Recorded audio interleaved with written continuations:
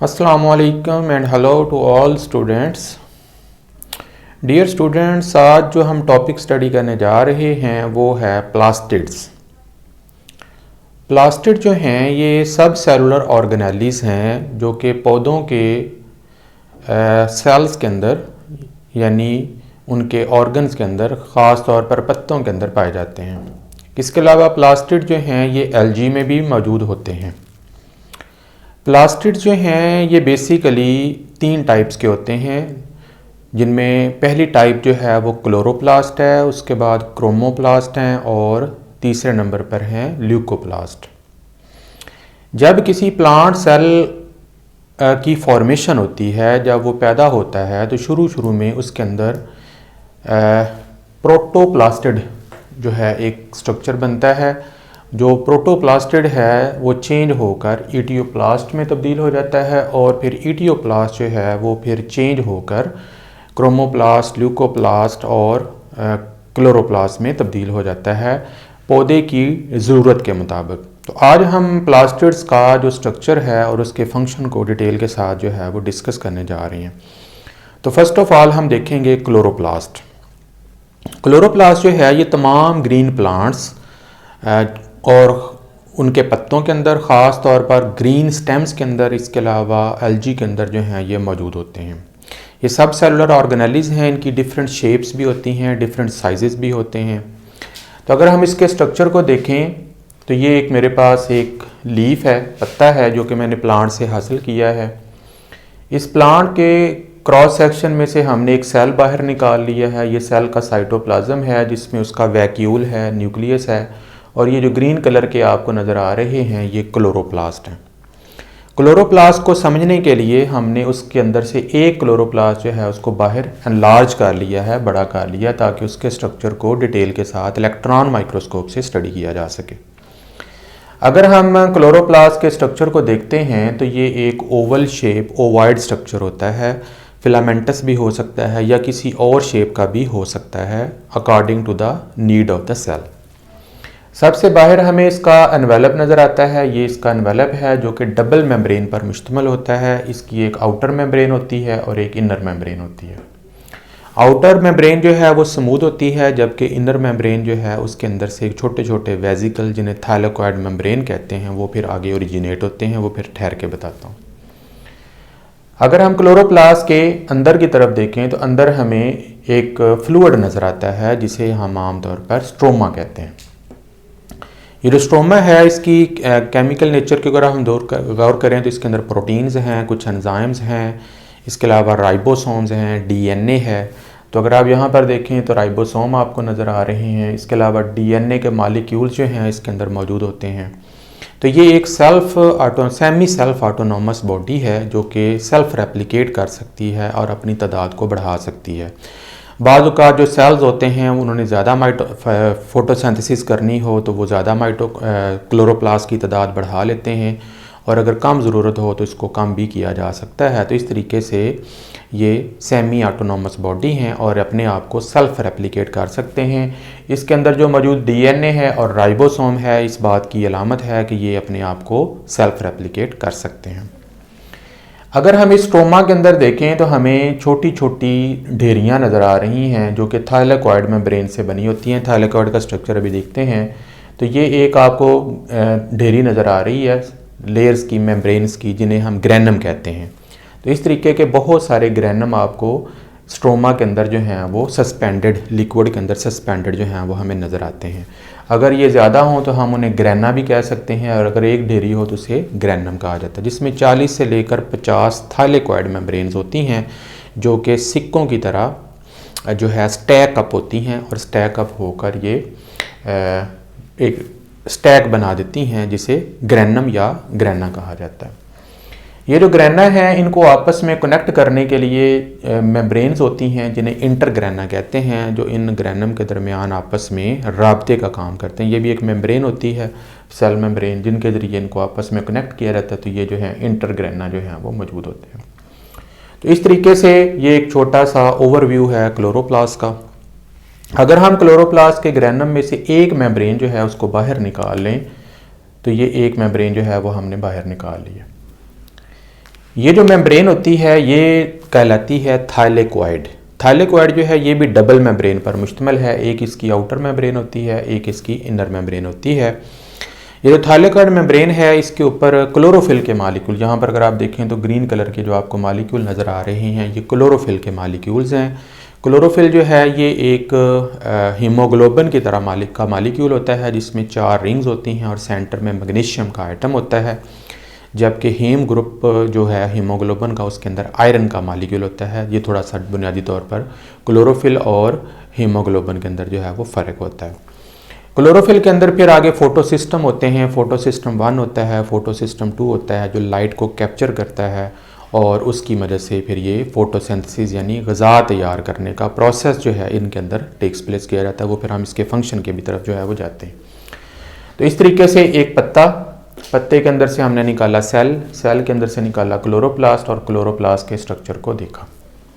اب ہم یہ جاننا چاہتے ہیں کہ کلوروپلاسٹ کا فنکشن کیا ہوتا ہے. کلوروپلاسٹ کے فنکشن کو سمجھنے کے لیے میں چلا جاتا ہوں ایک پودے کے پاس جو سمجھ لیں انگور ہے. انگور کا پودا ہے جو اپنے اوپر ایک پھل انگور پیدا کرتا ہے. تو میں انگور والے پودے سے پوچھتا ہوں اے انگور کے پودے تمہارے پاس یہ جو انگور ہے یہ کہاں سے آیا ہے؟ انگور کا پودا کہتا ہے مجھے تو نہیں پتا، آپ میرے پتے سے پوچھیں. تو جب میں پتے سے جا کر پوچھتا ہوں کہ انگور کے پتے تمہارے پاس انگور کہاں سے آ گیا، یہ کیسے بن گیا، تو پتا کہتا ہے مجھے بھی اس کا نہیں پتا، آپ میرے سیل سے پوچھیں.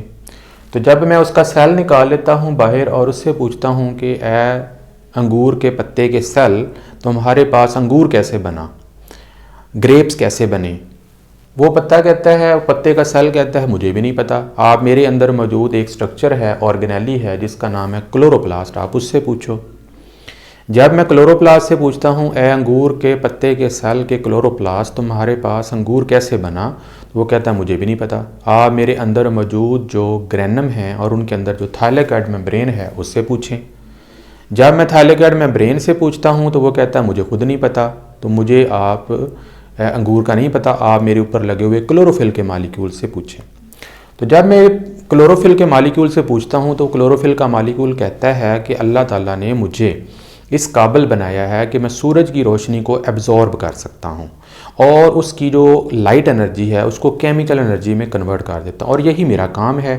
میں سورج سے آنے والی روشنی کو ایبزورب کرتا ہوں، اس کو کیمیکل انرجی میں کنورٹ کر کے پودے کو دے دیتا ہوں، اور پودا ایک پروسیس ہوتا ہے جسے فوٹو سینتھسس کہتے ہیں جس میں لائٹ ریئیکشن اور ڈارک ریئیکشن ہوتا ہے.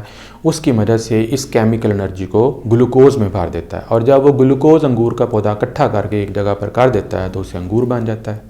پھر مجھے اس بات کی سمجھ آ گئی کہ سب سے پہلے جو لائٹ ہے وہ پتے کے اوپر پڑتی ہے. ایکچولی لائٹ پتے پہ نہیں پڑ رہی بلکہ پتے کے اندر موجود جو سیلز ہیں ان کے اوپر پڑ رہی ہے. اب جو لائٹ ہے وہ ایکچولی سیلز کے اوپر نہیں پڑ رہی بلکہ سیلز کے اندر جو کلوروپلاسٹ ہیں ان کے اوپر پڑ رہی ہے. اب لائٹ جو ہے وہ کلوروپلاسٹ کے اوپر جب پڑے گی تو وہ ایکچولی اس کے گرینم کے اوپر فال کر رہی ہے، اور گرینم کے اوپر فال کرنے کی بجائے وہ کس کے اوپر فال کر رہی ہے، تھائلیکوائڈ میمبرین کے اوپر. تو تھائلیکوائڈ میمبرین جو ہیں یہ ایسے ہی کام کرتی ہیں جیسے سولر پلیٹیں ہیں. آج کل سولر سسٹم آیا ہوا ہے جو سورج کی روشنی کو کیپچر کرتا ہے اور اس کو بجلی میں کنورٹ کر دیتا ہے. بالکل اسی طرح یوں سمجھ لیں یہ پودے کی سولر پلیٹ ہے. اس کے اوپر جب لائٹ پڑتی ہے تو لائٹ کے اندر جو ڈفرنٹ ویو لینتھ کی پگمنٹس ہوتے ہیں، روشنی کی شعاعیں ہوتی ہیں، جیسے ریڈ کلر ہے، وائلٹ ہے، بلو ہے، انڈیگو ہے، ان کو یہ جو کلوروفل کے مالیکول ہیں ان کے اوپر جو لگے ہوئے فوٹو سسٹم 1 اور 2 ہیں وہ کیپچر کر لیتے ہیں، ایبزورب کر لیتے ہیں، اور ان کی جو لائٹ انرجی ہے اس کو کیمیکل انرجی میں کنورٹ کرتے ہیں اور اس سے ایک سائیکل چلاتے ہیں جسے فوٹو سینتھسس کہتے ہیں، جسے کیلون سائیکل کہا جاتا ہے، یا آپ اسے لائٹ ریئیکشن اور ڈارک ریئیکشن بھی کہہ سکتے ہیں. وہ چلتا ہے جس کے نتیجے میں پودے جو ہیں وہ غذا تیار کرتے ہیں. وہ غذا جو ہے وہ عام طور پر سٹارٹ میں گلوکوز اور مونوسیکرائڈ کی شکل میں ہوتی ہے، لیٹر اس کو فیٹس یا پروٹین میں بھی کنورٹ کیا جا سکتا ہے ڈپینڈنگ اپون دا پروٹین. اس طریقے سے ہم نے آج تھوڑا سا کلوروپلاسٹ کا جو ہے وہ ویو کیا ہے اور اس کے فنکشن کو جو ہے وہ تھوڑا سا ڈسکس کیا ہے. آئی ہوپ کہ یہ سمجھ آ گیا ہوگا. اب ہم دوسرے کلوروپلاسٹ کی بات کرتے ہیں جس کا نام ہے کروموپلاسٹ. کروموپلاسٹ جو ہیں یہ بھی کلوروپلاسٹ سے ہی بنتے ہیں چینج ہو کر، لیکن یہ عام طور پر اس وقت بنتے ہیں، یہ پائے کہاں جاتے ہیں پہلے اس کے اوپر دیکھ لیتے ہیں کہ یہ عام طور پر فلاورز کی جو پیٹلز ہوتی ہیں ان کے اندر پائے جاتے ہیں، اور اس کے علاوہ پکے ہوئے پھلوں میں پائے جاتے ہیں. ان کے اندر بہت سارے کلرز ہوتے ہیں. جیسے اگر فار ایگزامپل ایک بنانا ہے، کیلا ہے، وہ کچا ہوگا تو گرین ہوگا، لیکن جیسے ہی وہ رائپ ہو جاتا ہے تو اس کا کلر یلو ہو جاتا ہے، اور یہ جو یلو کلر ہے یہ کروموپلاسٹ کی وجہ سے ہے. اسی طریقے سے اگر ایک مینگو ہے، وہ جب کچا ہوتا ہے تو گرین ہوتا ہے، اس میں کلوروپلاسٹ ہوتے ہیں. جب وہ رائپ کر جاتا ہے، پک جاتا ہے، تو اس کے جو کلوروپلاسٹ ہیں وہ کروموپلاسٹ میں تبدیل ہو جاتے ہیں. یہ مختلف شیپس کے ہوتے ہیں، ٹرائی اینگولر ہو سکتے ہیں، اوول ہو سکتے ہیں.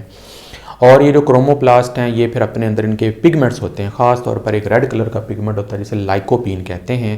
اس کے علاوہ فائکوریتھرن ہے جو کہ الجی کے اندر پایا جاتا ہے، فائکوسائنن ہے وہ بھی الجی کے اندر پایا جاتا ہے. تو اس طریقے کے جو پگمنٹ ہیں یہ بھی کروموپلاسٹ کی وجہ سے پودوں کے اندر اور الجی کے اندر موجود ہوتے ہیں. اسی طریقے سے اگر ایک سیب ہے وہ ریڈ کلر کا ہے، ایک ٹماٹر ہے وہ ریڈ کلر کا ہے، تو اس میں لائکوپین جو پگمنٹ ہے وہ موجود ہوتا ہے کروموپلاسٹ کے اندر جو اس کو کلر دیتا ہے. تو اس طریقے سے ہمارے ارد گرد جتنے بھی پھل ہیں جو پکے ہوئے ہیں، جو رائپ ہو چکے ہیں، ان کے ڈفرینٹ کلرز ہیں، وہ کس لیے ہیں؟ کروموپلاسٹ کی وجہ سے. اسی طریقے سے پھولوں کے خوبصورت کلر جتنے آپ ہزاروں اقسام کے پھول دیکھتے ہیں، ان کے کلر دیکھتے ہیں، ان کے جو پتیوں کے اندر کلر ہیں وہ بھی کس کی وجہ سے ہیں؟ کروموپلاسٹ کی وجہ سے. اب کروموپلاسٹ جو ہیں وہ فائدہ کیا پہنچاتے ہیں؟ جب ایک پودا خوبصورت رنگ شو کرتا ہے، نیلا، پیلا، ہرا، اورنج یا اس طریقے کے پھول ہیں، تو وہ انسیکٹس کو اپنی طرف اٹریکٹ کرتے ہیں. جب انسیکٹ ان کی طرف اٹریکٹ ہوتے ہیں تو وہ ایک پھول سے دوسرے پھول پر بیٹھتے ہیں، وہاں پہ ان کا رس چوستے ہیں. تو پھولوں کے جو پولنز ہیں وہ ان کے ساتھ اٹیچ ہو جاتے ہیں، ان کی ٹانگوں کے ساتھ، ان کے پروں کے ساتھ. اس طریقے سے پھولوں کو پولینیشن میں ہیلپ ملتی ہے، جس کے ذریعے وہ ریپروڈکشن کرتے ہیں اور اپنی نسل کو آگے بڑھاتے ہیں.